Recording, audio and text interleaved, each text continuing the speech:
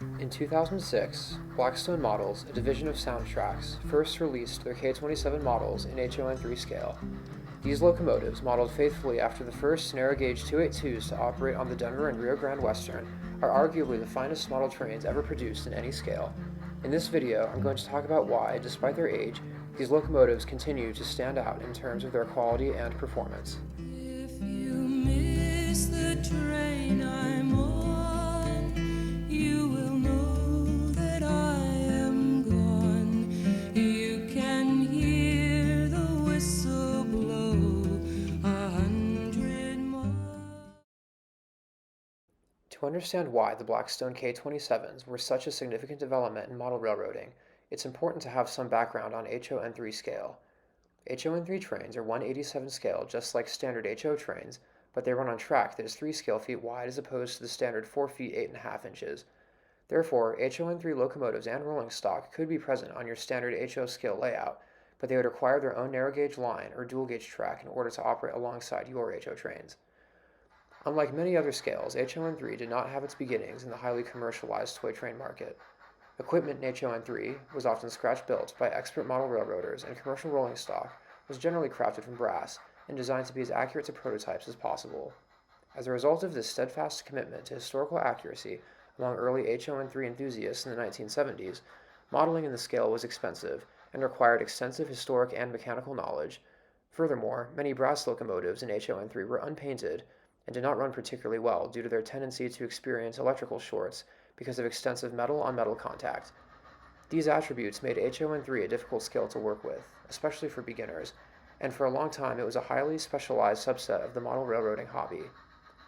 When Soundtrax formed Blackstone Models, they envisioned manufacturing locomotives that could easily be run out of the box and would endure many years of service.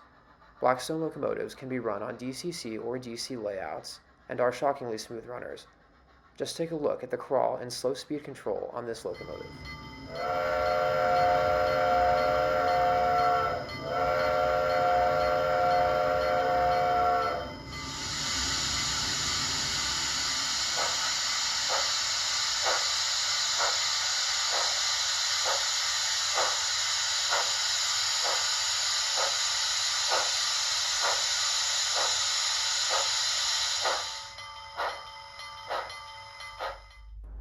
Since Soundtrax is first and foremost a company that deals with decoders and sound systems, these new locomotives would be equipped with some of the finest sound capabilities in the model railroading industry.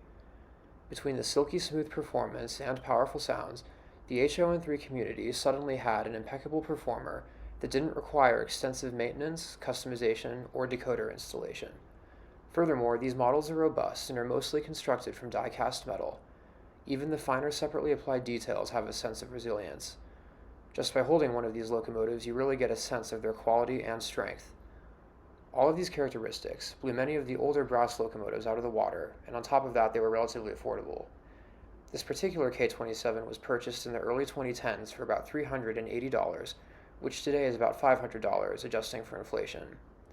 If Blackstone were to re-release these locomotives in 2024 for an MSRP of about $500, it would still be a favorable price compared to the generally more expensive and far less well-performing brass locomotives that now make up most of the used HOn3 market.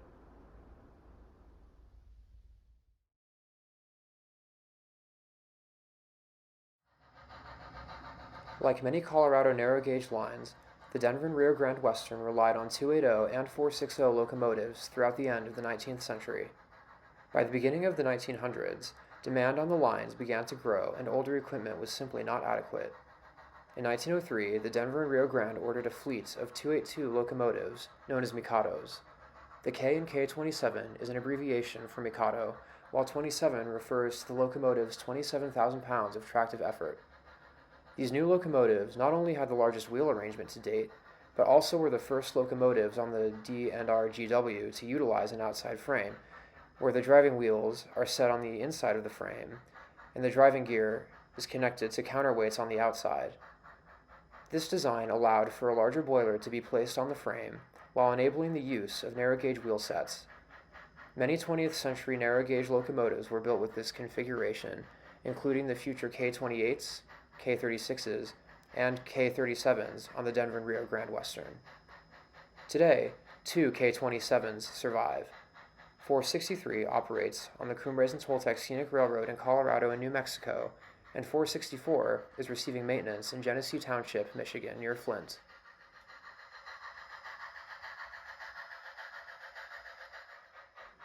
This particular model depicts number 453, which saw service on both the Rio Grande Southern and the Denver and Rio Grande Western, performing switching duties in Durango, Colorado towards the end of its life.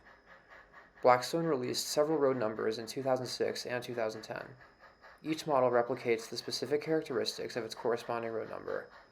453 is unique since it is the only K-27 with a grab iron above the smoke box number plate. There are several extraordinary details present on this model: a genuine brass bell and whistle, glazed windows, backhead detail, prototypical cylinders, and a doghouse on the tender are just a few of the features that make this model so exceptional. The headlight and backup light are also extremely bright and truly capture the appearance of a living steam locomotive. I mentioned earlier the ability of this locomotive to crawl smoothly at exceptionally low speeds. It is the smoothest running model train I have seen in any scale, and it is also extremely powerful. Here it is on my layout, which depicts the famous Georgetown Loop, hauling a 5-car consist up a 3% grade with an 18-inch radius curve all by itself.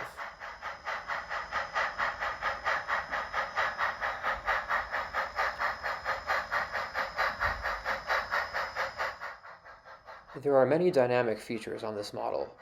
Running the locomotive on DCC allows you to control the whistle, bell, exhaust, dynamo, air pump, blower, and the direction of the headlights. I've been running this locomotive for over 10 years, and it has never needed maintenance, nor has its performance dwindled in any way. I am told that early releases of the K-27s were over-lubricated, which caused issues in their operation, but this locomotive did not have that problem.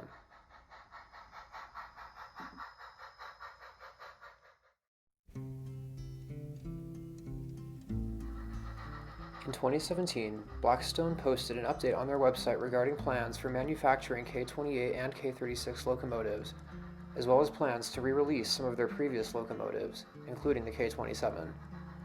There was tremendous excitement in the community for 2 new Blackstone locomotives. The prospect of Blackstone K-28s and K-36s was particularly exciting, since the prototypes for these models operate on the Durango and Silverton and Cumbres and Toltec scenic railroads. Unfortunately, the pandemic in 2020 resulted in the closure of Blackstone's factory in China, and the company has yet to find a new manufacturer. Until they do, there will be no new release of the K-27 or the prospective K-28s and K-36s. Blackstone's absence has been deeply felt by HOn3 modelers, and their return continues to be anxiously awaited for. Their website is still live, however, and there is still hope that we will one day be able to see these locomotives, as well as the exceptional rolling stock that Blackstone produced, back on the market.